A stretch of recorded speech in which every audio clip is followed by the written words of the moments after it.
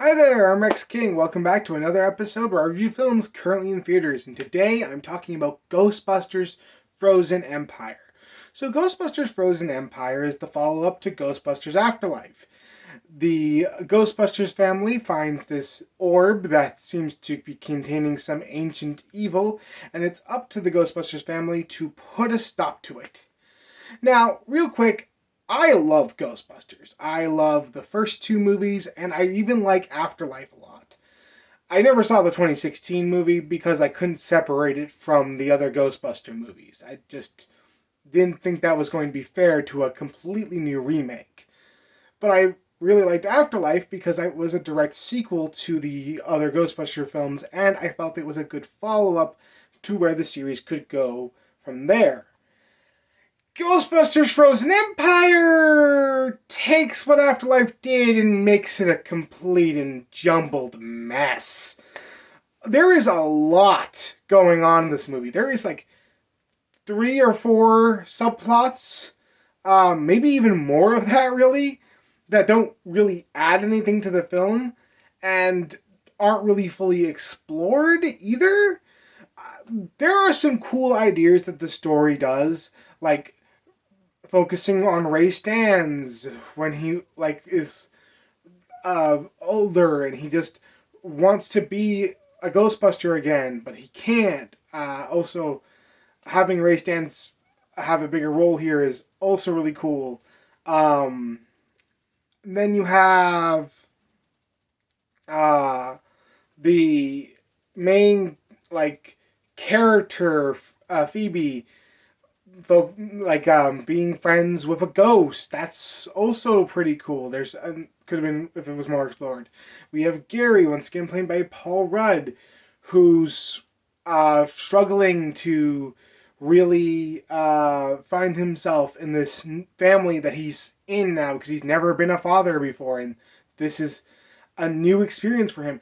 Those are all cool plot lines, but because they're all in the same movie, it becomes a jumbled mess, and the film doesn't seem to know what it wants to focus on, nor does it know what tone it's going for.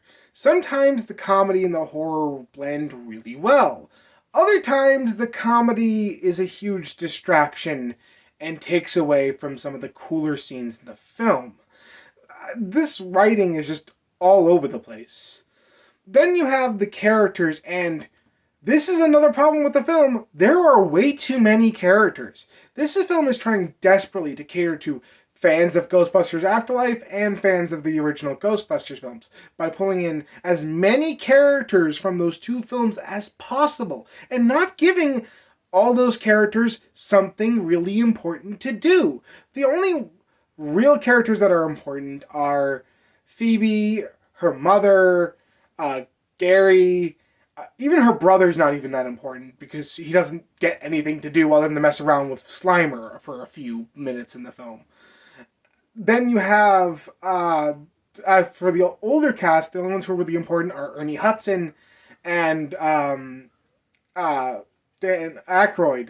And, they're really good in this film and contribute a lot to the story. But then they bring in Dr. Venkman with Bill Murray again, and it just doesn't really add anything. Why is he here? And then there's the characters from Afterlife who are here, like Lucky and Podcast.